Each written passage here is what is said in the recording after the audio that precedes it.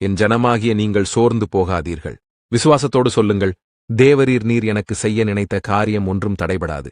நீங்கள் எல்லாவற்றையும் செய்ய வல்லவராயிருக்கிறீர் என்று என்னை நோக்கி நீங்கள் விசுவாசத்தோடு ஆராதியுங்கள். உங்களுக்கு இன்றே அதிசயங்களும் அற்புதங்களும் நிகழும்.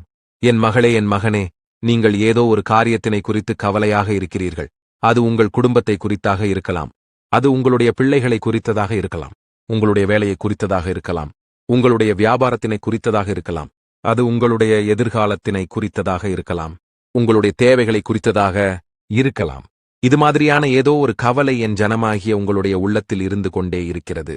உங்களுக்கு வேதாகமத்திலிருந்து சொல்லுகிறேன். மத்தேயு 6ஆம் அதிகாரம் 31ஆம் வசனம். ஆகையால் என்னத்தை உண்பேயாம், என்னத்தை குடிப்பேயாம், என்னத்தை உடுப்பேயாம் என்று கவலைப்படாதிருங்கள் என்று எழுதியிருக்கபடியாக என் மகனே, என் மகளே, கவலைப்படாமல் இருங்கள்.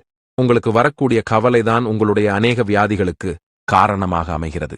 என் மகனே, என் மகளே, உங்களுக்கு வரக்கூடிய கவலைதான் உங்களுக்கு மன அழுத்தம் வருவதற்கும் காரணமாக இருக்கிறது.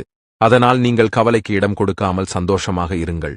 நீங்கள் கவலைப்பட்டுக் கொண்டே இருந்தால் பிசாசானவன் உங்களை அவனுக்குள் அடக்கிக் கொள்வான். என் மகளே, என் மகனே, நீங்கள் எப்பொழுதும் கர்த்தருக்குள் சந்தோஷமாக இருக்க வேண்டும் என்று நான் விரும்புகிறேன். பின்னர் எதற்காக நீங்கள் கவலைப்பட்டுக் கொண்டிருக்கிறீர்கள்? நீங்கள் நினைக்கலாம், எங்களுக்கு நிறைய தேவைகள் இருக்கிறது. பணக்காரியம் தேவைப்படுகிறது, நல்ல உடல் நலம் தேவைப்படுகிறது, நல்ல படிப்பு தேவைப்படுகிறது, நல்ல வேலை தேவைப்படுகிறது, நல்ல வருமானம் தேவைப்படுகிறது. இந்த மாதிரியான காரியங்களில் எங்களுக்கு தேவை இருந்து கொண்டே இருக்கிறது என்று நீங்கள் சொல்வது எனக்கு கேட்கிறது. நான் உங்களுக்கு சொல்கிறேன், உங்களுடைய கவலைகளை என் மீது வைத்து விடுங்கள். உங்களுடைய பாரத்தை சுமப்பதற்கு கர்த்தர் இருக்கும் பொழுது நீங்கள் ஏன் கஷ்டப்பட்டுக் கொண்டிருக்கிறீர்கள்? நீங்கள் என்னை முழுமையாக விசுவாசியுங்கள். நீங்கள் என்னை நோக்கி ஜெபத்தினிலே, கர்த்தரே, நாங்கள் உங்களை விசுவாசிக்கிறோம். என் கவலைகள் அனைத்தையும் நான் உங்கள் மீது வைத்து விடுகிறேன். நீங்கள் என் தகப்பன். விசுவாசத்தோடு சொல்லுங்கள், நீங்கள் சந்தோஷமாகவும் மகிழ்ச்சியோடும் வாழ்வீர்கள்.